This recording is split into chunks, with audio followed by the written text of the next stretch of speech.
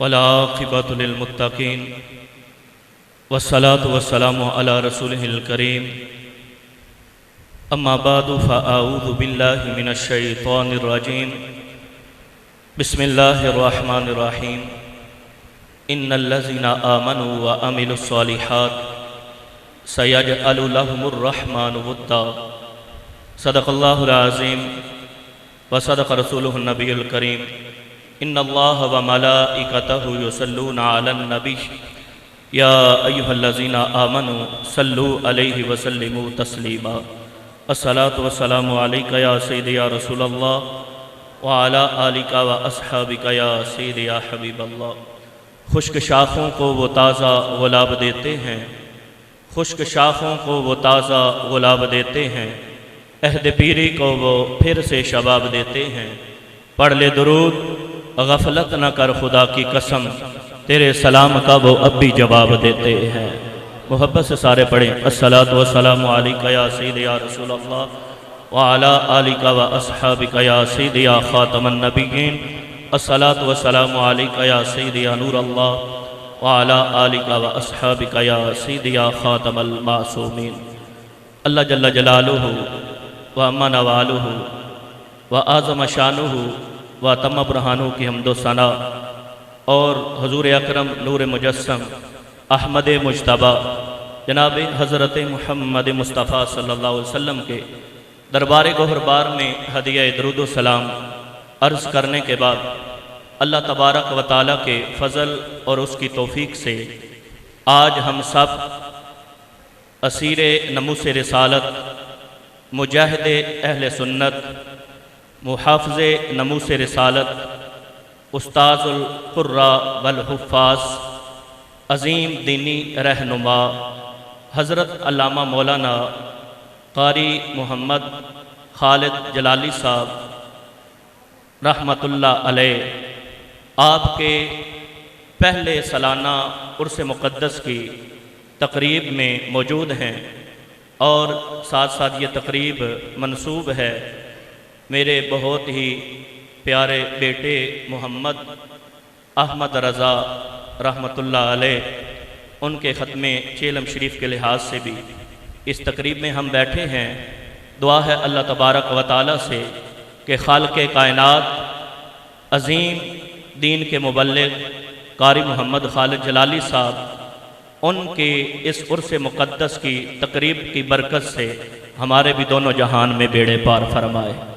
मुहतशम सामीन हज़रात, अल्लाह खालिक़ कायनात कुरान मजीद बुरहान रशीद के अंदर इरशाद फरमाता है इन्नल्लज़ीना आमनु व अमिलुस्सालिहात, बेशक वो लोग जो ईमान लाए और साले अमाल किए, नेक अमाल किए, अच्छे अमाल किए, सयजअलु लहुमुर रहमान वुद्दा, अनकरीब रहमान उनके लिए मोहब्बतें पैदा फरमाएगा।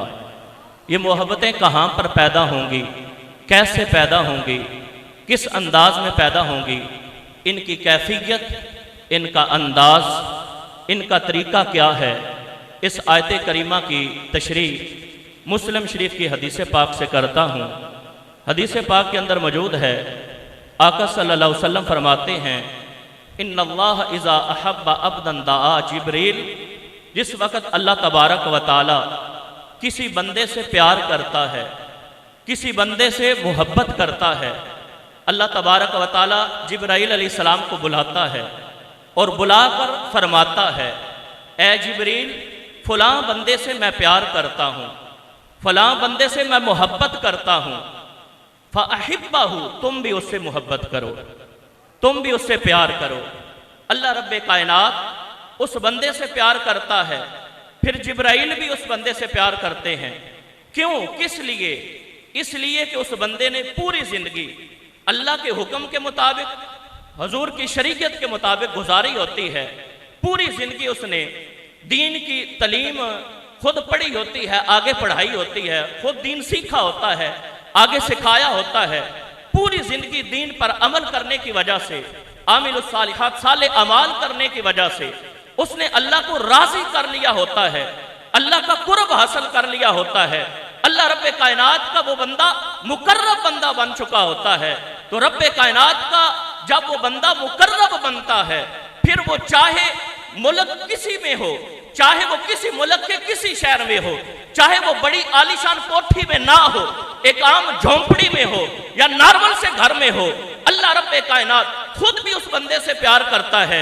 जिब्रील को बुलाकर फरमाता है, ए जिब्रील, मैं उस बंदे से प्यार करता हूं, तुम भी उससे प्यार करो। अल्लाह के हुक्म पर जिब्रील भी उससे प्यार करते हैं। फिर जिब्राईल अलैहिस्सलाम आसमानों की तरफ जाते हैं और जाकर फरमाते हैं, या अहलस समा, ए आसमान वालों, इन्नल्लाह युहिब्बु फुलानन, फुलां इलाके के, फुलां मोहल्ले की, फुलां गली में जो घर है, उस घर में एक अल्लाह का बंदा रहता है, अल्लाह का नेक बंदा है, रब उससे प्यार करता है, मैं भी उससे प्यार करता हूं। और ए आसमान वालों, फ़अहिब्बूहु, तुम सारे भी उससे मोहब्बत करो। फिर सारे जमीन वाले, फिर सारे आसमान वाले, वो भी उससे मोहब्बत करते हैं, वो भी उससे प्यार करते हैं। जब आसमानों के अंदर फरिश्ते मोहब्बत करना शुरू कर देते हैं, तो हम तक ये मोहब्बत कैसे पहुंचती है? हमारे दिलों के अंदर ये मोहब्बत कहां से आती है? फिर हदीस पाक के अंदर मौजूद है, आका सल्लल्लाहु अलैहि वसल्लम ने फरमाया, सुम्मा युदाउ लहुल कबूल फिल अर्द, जब सारे आसमान पर उस नेक बंदे का चर्चा हो जाता है, सारे आसमान वाले उससे मोहब्बत करते हैं, फिर अल्लाह रब्बे कायनात उस नेक बंदे का चर्चा जमीन वालों में भी पैदा फरमा देता है। जमीन वालों में उसका चर्चा होता है, जमीन वालों में उसका शोरा होता है, जमीन वालों में उसकी तशहीर होती है, जमीन वाले भी उससे मोहब्बत करते हैं। वजह क्या बनती है, सबब क्या है? तफसीर इब्ने कसीर के अंदर हजरत हरम बिन हयान रज़ी अल्लाह ताला अन्हु, आपका ये फरमान, ये रवायत मौजूद है, आप बयान करते हैं, मा अक़बल अब्दुम बिक़ल्बिही इलल्लाह इल्ला अक़बलल्लाहु बिक़ुलूबिल मुअमिनीना इलैहि हत्ता यरज़ुक़हुम मवद्दतहुम व रहमतहुम, कि जब कोई बंदा दुनिया की जिंदगी के अंदर अपने दिल को अल्लाह की तरफ मुतवज्जे कर देता है कि जो रब का हुक्म है, मेरी आंखें बंद हैं उस पे, जो रब का हुक्म है मैंने सर झुका दिया उस पर। जब कोई अल्लाह वाला बन जाता है, अपने दिल को अल्लाह की तरफ मुतवज्जे कर देता है, रब उसे इनाम ये देता है, इल्ला अक़बलल्लाहु बिक़ुलूबिल मुअमिनीना इलैहि, अल्लाह ईमान वालों के दिलों को उसकी तरफ मुतवज्जे कर देता है। ईमान वालों के दिल उस नेक बंदे की तरफ, जिस तरह के उस्ताद मुहतरम, अजीम दीनी रहनुमा, मुजाहिदे अहले सुन्नत, असीर नमूस रिसालत, हजरत अल्लामा मौलाना कारी मोहम्मद खालिद जलाली साहब, आप रहमतुल्लाह अलैह जिस तरह अपनी जिंदगी गुजारी, दीन पढ़ाया, पूरी जिंदगी खुद भी दीन को सीखा, आगे सिखाते रहे, खुद कुरान पढ़ा, आगे पढ़ाते रहे। और ये बुखारी शरीफ की रवायत है, हजरत उस्मान गनी रज़ी अल्लाह ताला अन्हु आप रवायत करते हैं, खैरुकुम मन तअल्लमल कुरान व अल्लमा, कि तुम में से सबसे बेहतर वो शख्स है जिसने कुरान सीखा और आगे कुरान सिखला दिया। सबसे बेहतर, सबसे अफजल तालीम जो है वो कुरान की तालीम है। पूरी कायनात में सबसे अफजल इल्म जो है वो कुरान का इल्म है। आगे इसकी दो किस्में हैं, एक है लफ्जी कुरान की तालीम, एक है मानवी कुरान की तालीम। मानवी वो जो कुरान की तफसीर है, जो दर्स निज़ामी है, कुरान के मानी है।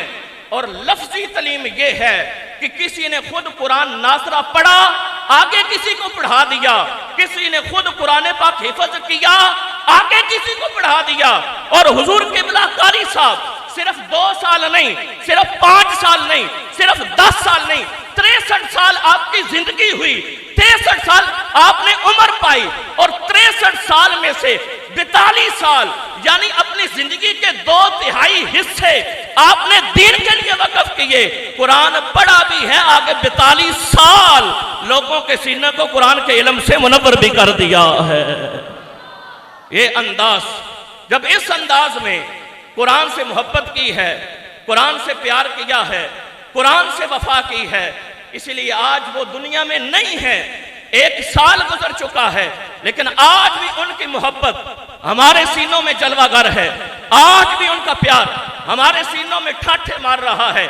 और अभी तो 1 साल गुजरा है, जब 1 सदी भी गुजर जाएगी तो फिर भी उनकी मोहब्बत पीछे जो लोग होंगे उनके सीनों में मौजूद होगी, क्योंकि उनके शागिर्द जो हैं, उनके तलामिज़ा जो हैं, वो हजारों की तादाद में हैं। और आगे उनके शागिर्दों के शागिर्दों के शागिर्दों के शागिर्दों के शागिर्द 8वीं पीढ़ी तक आगे उनके शागिर्द भी उस्ताद बन चुके हैं, आगे दीन का काम कर रहे हैं, कुरान की तालीम को आम कर रहे हैं, हदीस की तालीम को आम कर रहे हैं। उन्होंने ये जो चश्मा लगाया इल्म का, जहां पे बच्चियों को भी तालीम दीनी दी जा रही है, बच्चों को भी दीनी तालीम दी जा रही है, दीनी तरबियत हो रही है, यही सबसे बड़ी इंसान के लिए कामयाबी है।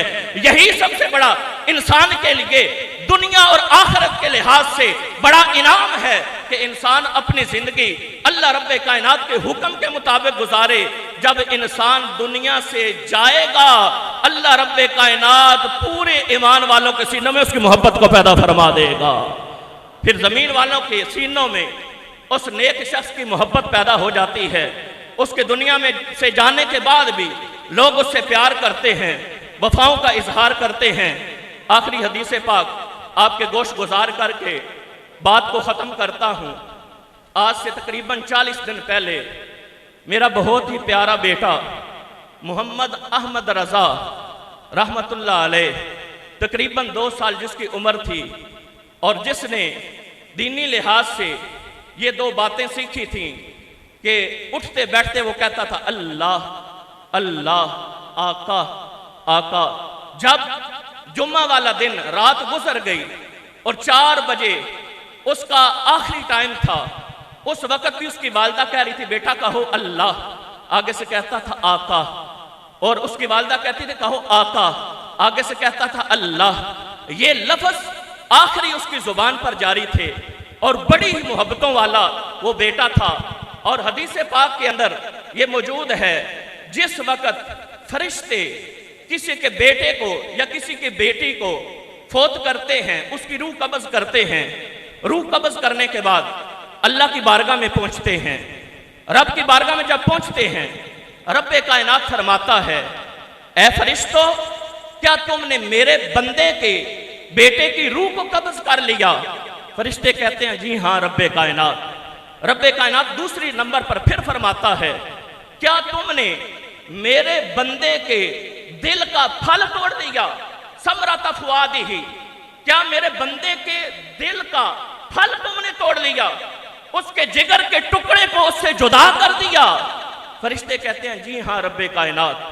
तो अल्लाह रब्बे कायनात फरमाता है ऐ फरिश्तों माज़ा काला अब्दी, फिर बताओ मेरा बंदा क्या कह रहा था, मेरे बंदे का क्या अंदाज था, मेरा बंदा क्या मुंह से अल्फाज बोल रहा था, क्या मुंह से लफ्ज निकाल रहा था। हालांकि रब्बे कायनात दिलों के भेदों को भी जानता है, हर चीज को जानने वाला है, लेकिन जिसका दुनिया से प्यारा चला जाए उस वक्त जो सब्र के दामन को पकड़ के रखता है, शरीयत के मुताबिक चलता है, उसके लिए इनाम रब ने अता फरमाना था। इसीलिए फरिश्तों से पूछ रहा था क्या तुमने मेरे बंदे के दिल का फल तोड़ लिया? जी हाँ रब्बे कायनात। बंदा क्या कहता था? ऐ रब्बे कायनात फहमीदा का वस्तरजा, वो तो तेरी हमद बयान कर रहा था, वो तो अल्हम्दुलिल्लाह कह रहा था, वस्तरजा वो तो इन्ना लिल्लाहि व इन्ना इलैहि राजिऊन पढ़ रहा था। तो रब्बे कायनात फरमाता है ऐ फरिश्तों फिर तैयारी करो, इब्नु लहू बैतन फिल जन्ना व सम्मूहु बैतल हम्द, फिर जाओ जन्नत में एक आला किस्म का महल तमीर करो और उसके ऊपर बड़ा सा बोर्ड लगाओ, उस बोर्ड के ऊपर लिखो बैते हम्द, कि जब मुसीबत के वक्त कोई मेरी तारीफ करता है, सब्र के दामन को पकड़ लेता है, तो मैं रब उसे जन्नत में महल अता कर देता हूं। इसलिए हर लम्हा हुजूर किबला कारी साहब, आपका भी पैगाम, आपकी भी फिक्र यही थी कि जब भी मुश्किल वक्त आए, जब भी आजमाइश आए, रब का शुक्र अदा करना है, उसकी हमद करनी है, उसकी तहमीद करनी है। जब आप को जेल में तकरीबन 2 महीने पाबंदे सलासल किया गया, नमूसे रिसालत की खातर, अब जेल में जब गए तो उस वक़्त भी सब्र के दामन को पकड़ के रखा और अल्लाह रब्बे कायनात का शुक्र अदा करते रहे। जब बाहर आए तो कई लोग आगे से कईयों ने कहा जब मिले तो हुजूर कितनी मुश्किलात थी आपके लिए, कितनी परेशानी थी वहां पर। तो आपने कहा हरगिज़ ऐसी बात ना करो, हम किसी और काम के लिए नहीं, हुजूर की नमूस के तहफ़्फ़ुज़ के लिए गए थे। ये अंदाज था, ये प्यार था। इस अंदाज में उन्होंने वफाओं का इजहार किया और आका सल्लल्लाहु अलैहि वसल्लम की नमूस पर भी पहरा देते रहे। आज ऐसे बुजुर्ग, उनकी सीरत को अपनाने की ज़रूरत है। आज ऐसे बुजुर्ग, उनके अफकार को अपनाने की ज़रूरत है। दुआ है खालिक़ कायनात से कि अल्लाह रब्बे कायनात उस्ताद मोहतरम कारी मोहम्मद खालिद जलाली साहब रहमतुल्लाह अलैह आपके दरजात में मज़ीद बुलंदियाँ पैदा फरमाए और हम सब को दीन मुस्तफ़ा सल्लल्लाहु अलैहि वसल्लम के मुताबिक अल्लाह रब्बे कायनात अपनी ज़िंदगियाँ गुजारने की तौफ़ीक़ अता फरमाए। व आखिर दावाना अनिल हम्दुलिल्लाहि रब्बिल आलमीन।